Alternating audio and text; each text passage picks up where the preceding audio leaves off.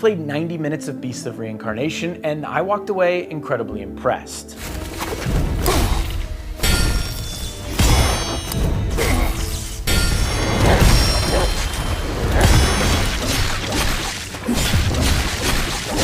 Okay, so first off, what exactly did I see? Well, when I walked in, they let me play the first 90 minutes of this game from the start. That means I got to see how the game opens, the first area that you get to explore, and then I got to see the first fight and some background cutscenes. One thing I'll say first is that I don't fully understand what's happening with the story. My best grasp is that Emma and Ku are a certain type of being that can take down these infected creatures and store them in herself, or something like that. It seems like her position in this world is basically to quell it of these malefacts or these evil blighted creatures. The way gameplay essentially plays out is it's a lot like Sekiro, but I would say there's a lot more room for experimentation. For some context, I love Sekiro. It is one of my favorite games of all time. I've played it countless times, and this felt right at home to me. I will say it's definitely a little easier. I would say that the parry window is a little longer, so you don't need to be as precise, at least from what I can remember. And also there's way more wiggle room. I think with Sekiro, you're kind of forced into playing a specific style, and I think that's one of that game's strengths. With this, there's more tactical options to you. A big one would be Ku. Ku is the dog you've seen in trailers, in gameplay, and essentially he is your companion. He is the only gameplay companion that Emma gets throughout the game, so it's not like Pokémon, which is a weird comparison. It's nothing like Pokemon, but it's hard to get away from because it's developed by Game Freak. But you are not collecting creatures, you're not capturing creatures, but Ku is by your side the entire time, and he has his own skill tree and can level up alongside Emma as you play. The thing about Ku, though, is that when you input a command for Ku, you press Y or triangle, depending on the controller you're playing on, time stops, or at least it slows down, and then you get to pick a move that you want to do. As you level up Ku and as you expand the skill tree, you'll unlock new moves and you can upgrade the ones you have. However, the interesting thing where, once again, I'm invoking Pokemon again, which I'm sorry, I'm gonna try not to do it too many times. Hard not to make those comparisons, but these moves have different affinities. Certain enemies are weak to these different affinities, we'll say. So there's like a shield enemy, and if you use one of Ku's abilities, it had like a knockback effect and it would destroy the shield, and then you could go in for a finishing blow.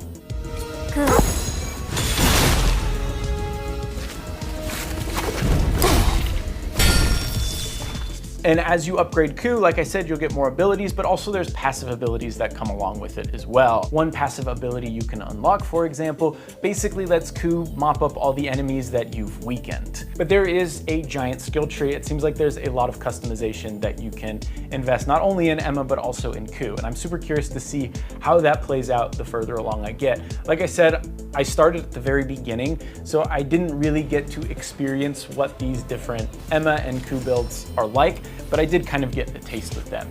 So with Emma, obviously you're going to be using your sword a lot. However, there's also a range of projectile weapons.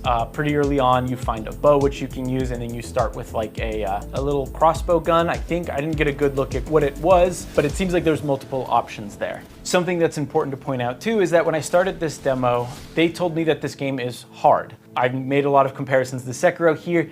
Definitely not as hard as Sekiro, but I think if you're not familiar with these types of games, you might have a little bit of trouble, at least at the beginning, before you start unlocking different things. But there is a more traditional level up system than in Sekiro, more similar to, I would say, a Souls game, where after you level up, you can go to a campfire and then you can upgrade one of 3 stats. I believe they're vitality, strength, and like a third one. I don't remember what it's called. We've got gameplay, it'll show up here. But they basically do what you'd expect. Vitality increases your health, strength increases your damage, and those are permanent. As far as I could tell, when you die, you don't lose progress to the next level, you don't lose your experience or anything like that. So some of the tougher aspects of Sekiro or a Souls game are not present here, which makes sense. This is not intended to be a hard experience, but like I said, you may run into some trouble early on. According to the staff there, though, I was the only one who one-shotted this boss right here, which was pretty cool.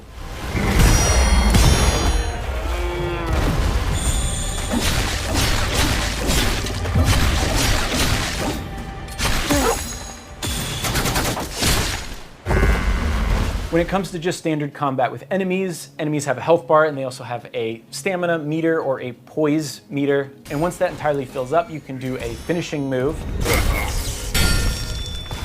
Like I said, if you hit a weaker enemy with a weakness, you automatically trigger that finishing move.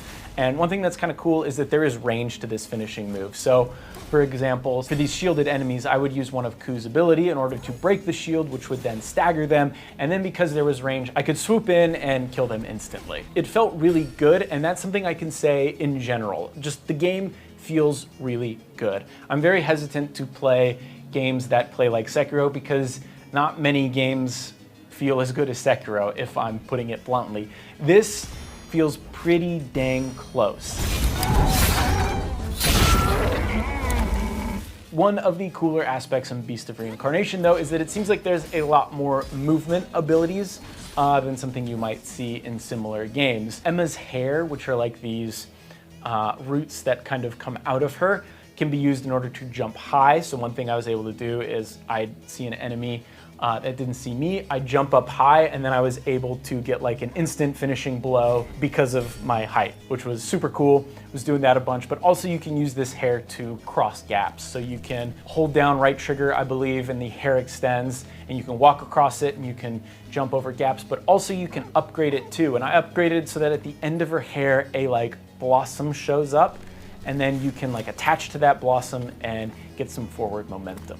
It all feels really good. And then in terms of performance, which I know is something that people are worried about, I played on PC. They didn't tell me the specs of the PC, but it ran really well. They said it was running uncapped. I didn't notice any stutters or anything like that. Obviously, it'll depend on your hardware, what you're running. I didn't get to see it on console, so I don't know how it runs there. So in terms of how this game is structured though, it is not an open world. They called it like an open area, open zone style gameplay, where throughout the story you will get to these different areas. There will be like a key path that is pretty much straight ahead, at least based on the area I played, but then it kind of expands outwards and you're able to explore different areas of the map. You're able to find secrets. I found a side boss that had a little skull over its head, so I assumed I wasn't supposed to fight it yet. I did anyway, and I died a couple times, and then I got a little stronger and came back and I kicked his ass. But once I beat him, there was a chest there that I looted, and there was some currency and some other items that I guess helped me level up, but I wasn't entirely sure. I didn't quite get a full understanding of how these different items work in the world. Now, in terms of story, I don't really want to jump into spoilers, so I'm gonna keep this somewhat vague if you're curious about the story. However, that's pretty easy for me to do because I didn't fully understand what was happening. So it does take place in the future. It takes place in Japan. Everything is overgrown. And basically, I believe they said you're trying to get from Tokyo to Kyoto or Osaka to Kyoto. Obviously, it doesn't look anything like that. So you're traveling through these open zones with the help of your cleanse walker, I think is what it's called. And it's basically this base of operations that you will return to throughout the story. It's a van.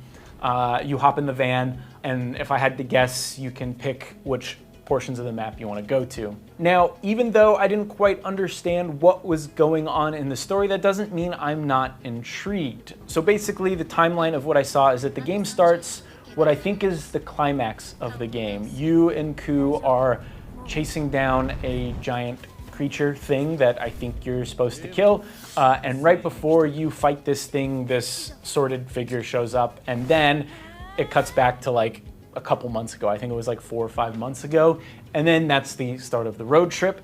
I fought that boss I was talking about earlier, and then I got a flashback to when Emma and Ku meet. There are a lot of specifics and jargon in this world that left me a little confused, but the core of the story is between Emma and Ku, and I think it's going to tug at the heartstrings. Can't say for certain, haven't finished it obviously, but the music, the visuals, the way Ku and Emma meet at the beginning kind of got me.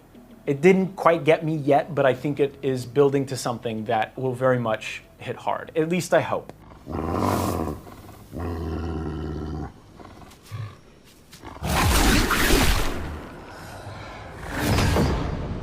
And that was my experience with Beast of Reincarnation. As you can tell, I really enjoyed it. I'm very excited to play more. I think Game Freak has something special in their hands, but we'll need to play the full thing